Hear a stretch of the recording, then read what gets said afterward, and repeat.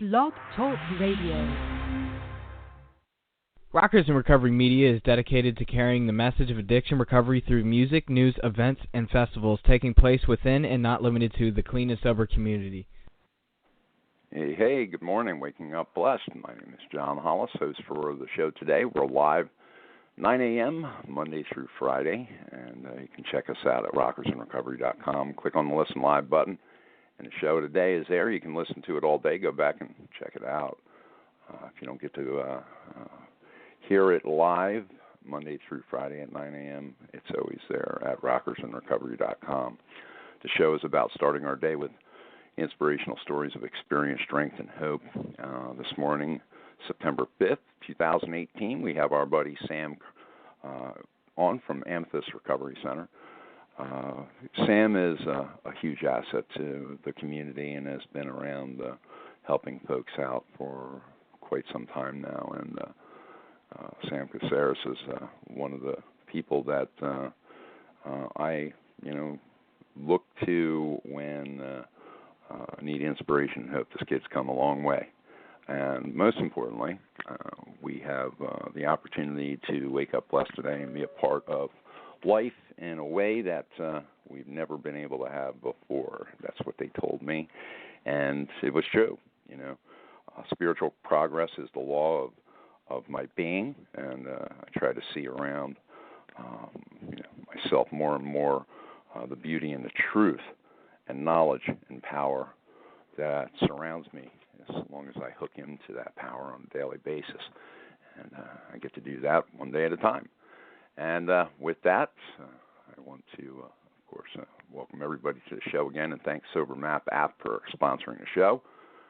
And with that being said, and Sam, welcome to the show. I want to thank you for part of Rockers in Recovery.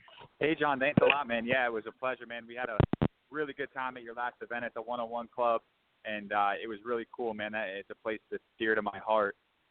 It's the clubhouse that got me sober. I attended a sober living 7 years ago, right behind it, and I remember having to do community service for some legal issues I had when I first was in halfway there, and I remember scrubbing the toilets there and cleaning in that place, and to get to go there and be a sponsor of an event 7 years later, only that's only in God's plans that something like that was able to happen.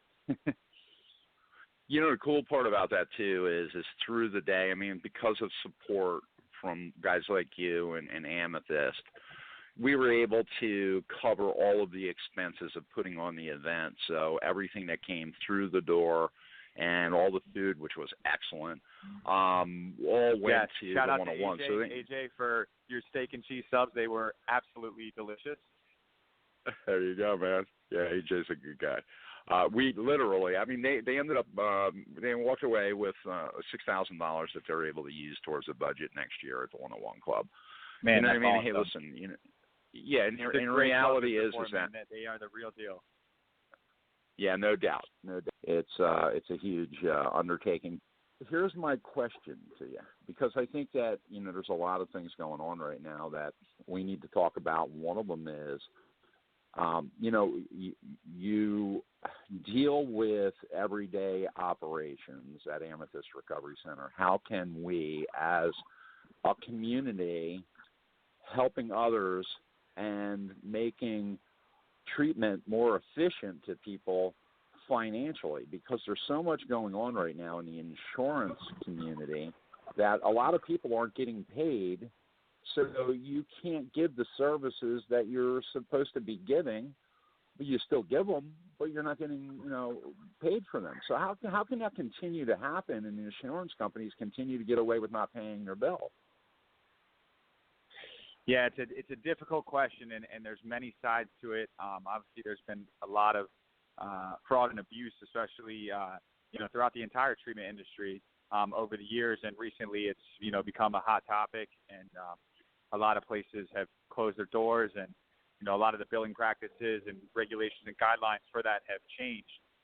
That being said, you're up against an insurance company where most of their CEOs are making $20 million bonuses and so forth, and they're telling you that you can't give this client one extra day of care to they don't meet some criteria, whatever it is. So you're dealing with a tough thing. You know, you have one side of it where it's a managed care system, and they're only authorizing a certain amount of days, and then you have the other side of it where you're attempting to bill for a service that they're asking you to provide and you're required to provide, and they're not able to do it. I mean, luckily we've always kind of bundled our billing rate, put it all in one rate, which is the way that you're supposed to be doing it. A lot of places don't do that, but that's kind of what we do. We stick right to the payer's guidelines, and we just, any other service that we provide, we just do it per diem on our own, and that's kind of how we've always been and always done it. As far as the community, I mean, it's a difficult question because you're dealing against these major insurance companies. There's not a whole lot the community can do. Continuous outcry, asking for more days and longer authorizations. It's going to help us, and it's going to help us help our patients. When somebody goes into treatment and they're dealing with their insurance company or a loved one that is on their insurance plan, they can actually call up and start to, have a process with this too. Like, say they're denying, more days. Can't they call the insurance company and try to get more days from them, or to at least file some kind of a grievance process with them? Yeah, absolutely. No, you can. We always do encourage family involvement, especially in those situations. It's very important to have the family involved throughout the whole process. A lot of times, the family will call and say something, but the insurance company, again, they don't really answer to anybody, so it's kind of their choice on what they do. Well, that's kind of a scary thing too, when there's nobody looking at the person or regulating the person that, and they say they're regulated, but they're not regulated. What do you think that the overall, I mean, as far as the epidemic that's happening out there, there's a lot of people that don't have insurance. There's a lot of people that do have insurance and are going through this process. Is it hindering the overall picture of 144 people a day that are dying from this epidemic? The people that are trying to get clean, is it hindering this thing?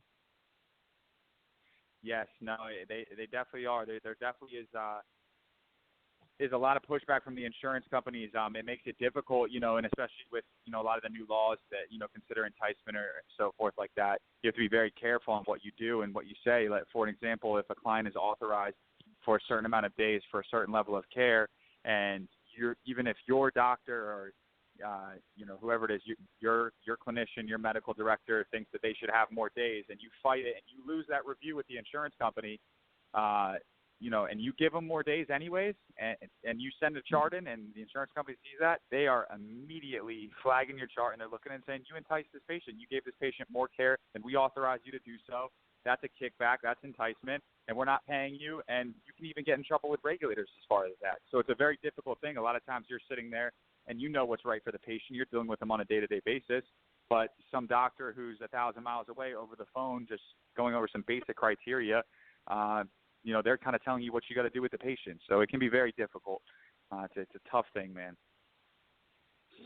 In the end, when you start to look at the big picture of, recovery as a whole, it's difficult for somebody to make the decision to begin with or walk through the door. And now they're up against a third party that doesn't even know them or doesn't even care. Yeah, that is what you're up against. And it's a hard thing, man. We do a lot of things, to help the community and to give back. Mm-hmm. And, we do a lot of scholarships. We take a lot of detox scholarships, especially with the new detox opening and so forth. But, we're getting squeezed tighter and tighter every day.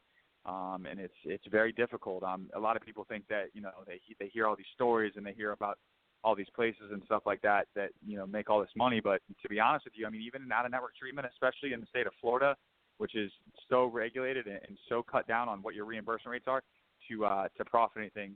If anyone's thinking about starting a business, do not open a treatment center, because it is not easy right now to operate down here.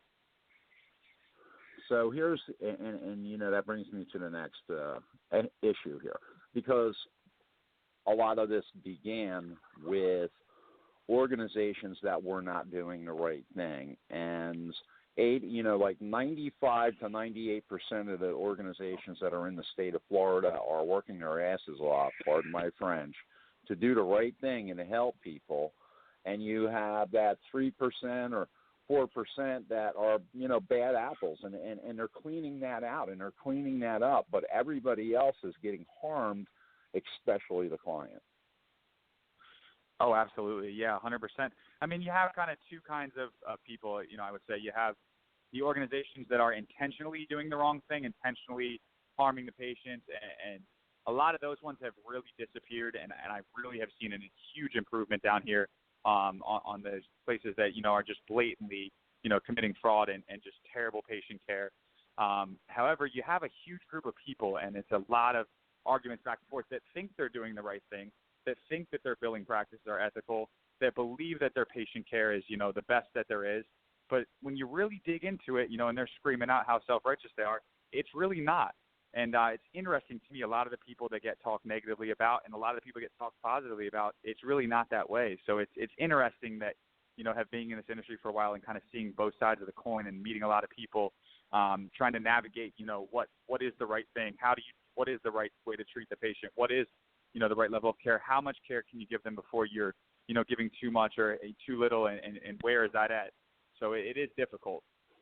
As far as the community outreach part of your organization, you personally and Amethyst, because there, Amethyst Recovery Center is, and the detox and all of that are helping a lot of people, and you're scholarshiping people, but there becomes a point where if you're doing that and you're helping people and you want to help people, listen, regardless, I know you personally, and I know you want to help people. So in the end, what happens is if you start running an organization that has 60 or 70% scholarships, you can't fund the scholarships. Eventually, your doors are going to close. No, that's absolutely right. We do a lot of scholarships. I keep usually somewhere between 10 to 15% of my beds at scholarships. You got a lot of people out there that need help. We do a lot of donations to the community. And most of all, the best thing that we have, as an outreach team, is that we have relationships with so many different places and so many different resources that, no matter who reaches out to us at any given time, we can always find assistance for them. That's kind of the number one thing that I've always put into, my team, is that no matter who reaches out to you, you find them somewhere, you find them help, and you don't stop until you do. And by doing so, that's really how you can help the most people. Even if you can't help them directly, I can't tell you how many calls I've gotten, and a lot of my guys on my team have gotten, a year later, hey, I called you, you couldn't take me in your facility, but you found me this great place in Pennsylvania, and now I'm coming up on my year sober. And it's really beautiful to see that. So, continuously to help people outside your organization is absolutely important and something that we definitely instill into our guys. Something, Sam, I want to thank you for being on the show, but most importantly, if you guys are in the Philadelphia area, I meant to mention this at the very beginning of the show. 2018 Recovery Concert, September 15th from 7 p.m. to 11 p.m., and it is at the Levitt Auditorium at 401 South Broad Street, Philadelphia, Pennsylvania, 19147. You can check out Clean and Sober Radio, Clean and Sober Broadcasting. Sorry, it's cleanandsoberbroadcasting.com for tickets. And again, that's going to be 2018 Recovery Concert, September 15th, 7 p.m. to 11 p.m. up there in Philly. Check it out. Again, at cleanandsoberbroadcasting.com for tickets. You can also check out in Nashville, Tennessee, South Carolina. It's going to be, and also in South Carolina and Pompano Beach, Florida. Myrtle Beach, South Carolina, that is. You can check out the upcoming music event that's going to be taking place in all three states, and it's called World Sober Music Day. You can check that out, of course, by going to World Sober Music Day on Facebook. And that's September 15th. It's going to be a great show put on by Paul Wilson and friends, and you guys check all of that out. Most importantly, you have a blessed day. Thank you for being a part of Waking Up Blessed this morning. And one of the guys that is the feature act up in Philly is our friend David Yusekian from the Hooters, and he will be, of course, playing there with his In the Pocket band. And if you guys need to check that out, it's going to be unbelievable. It's going to be a great show. David's done several shows with Rockers in Recovery and just an amazing musician. And Here's Smash Palace, is one of his new bands that he's playing with. It Happened to Me. It's a great tune. Check it out. You guys have a blessed day. Thanks again to SoberMap at SoberMap.com.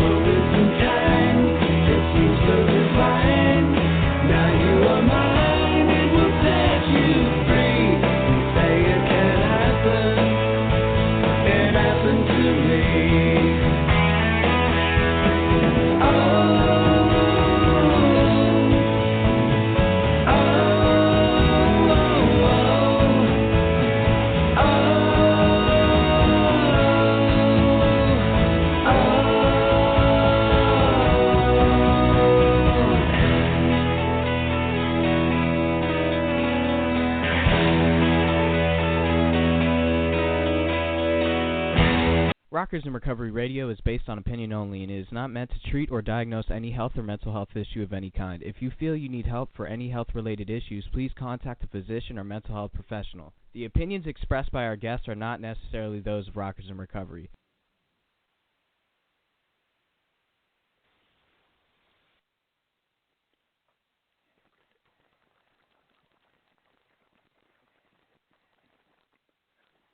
With Lucky Land Slots, you can get lucky just about anywhere. Dearly beloved, we are gathered here today to... Has anyone seen the bride and groom?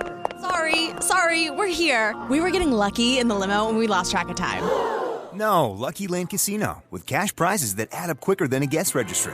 In that case, I pronounce you lucky. Play for free at LuckyLandSlots.com. Daily bonuses are waiting. No purchase necessary. Void where prohibited by law. 18+. Terms and conditions apply. See website for details. See care in a new light at Madonna Rehabilitation Hospitals, where top medical minds lift you up, where the very best in specialized rehabilitation brings out your very best, where over 60 years of breakthroughs in research and technology spark your newfound strength.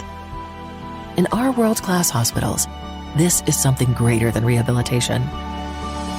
It's renewed strength for life. Learn more at MadonnaRehab.org.